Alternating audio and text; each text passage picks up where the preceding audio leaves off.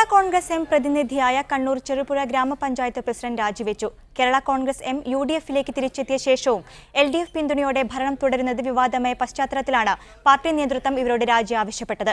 കേരള കോൺഗ്രസ് പ്രതിനിധിയായ സ്ഥിരം സമിതി അധ്യക്ഷനും രാജി സമർപ്പിച്ചിട്ടുണ്ട്. കേരള കോൺഗ്രസ് UDF ബന്ധം ഉപേക്ഷിച്ചതിനെ തുടർന്നായിരുന്നു ഇടത് പിന്തുണയോടെ കേരള കോൺഗ്രസിലെ കൊച്ചിറാണി ജോർജ് ചെറുപുഴ ഗ്രാമപഞ്ചായത്ത് പ്രസിഡന്റായത്. എന്നാൽ കേരള കോൺഗ്രസ് UDF-ലേക്ക് തിരിച്ചെത്തിയിട്ടും പഞ്ചായത്ത് ഭരണത്തിൽ മാറ്റമുണ്ടായില്ല. സംസ്ഥാന തലത്തിലുണ്ടായ മാറ്റം ചെറുപുഴയിൽ ബാധകമല്ലെന്ന നിലപാടിലായിരുന്നു പ്രാദേശിക നേതൃത്വം.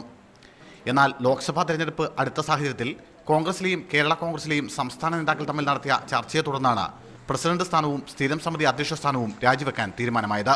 കാര്യങ്ങളൊക്കെ ഉണ്ടായ കാലം മുതൽ ഇന്ന് വരെ എല്ലാ കാര്യങ്ങളും സഹകരിച്ച് നല്ല പ്രോത്സാഹനവും സഹായവും സഹകരണവുമായി കൂടെ നിന്ന നിങ്ങൾ ഓരോരുത്തർക്കും നന്ദി പറഞ്ഞുകൊണ്ട് ഇന്ന് ഈ 2019 ജനുവരി 10 ഇന്ന് വരെയുള്ള ഈ പ്രസിഡന്റ് സ്ഥാനം ഞാൻ രാജിവെക്കുന്നതായിട്ട് അറിയിച്ച സെക്രട്ടറിയെ രാജി സമർപ്പിക്കുകയാണ്.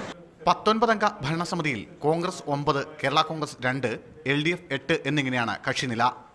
പുതിയ സാഹചര്യത്തിൽ പ്രസിഡന്റ് സ്ഥാനം ഏറ്റെടുക്കാനും LDF പ്രതിനിധിയായ വൈസ് പ്രസിഡന്റിനെതിരെ അവിശ്വാസം കൊണ്ടുവരാനുമുള്ള ഒരുക്കത്തിലാണ് UDF. മീഡിയ 1 കണ്ണൂർ.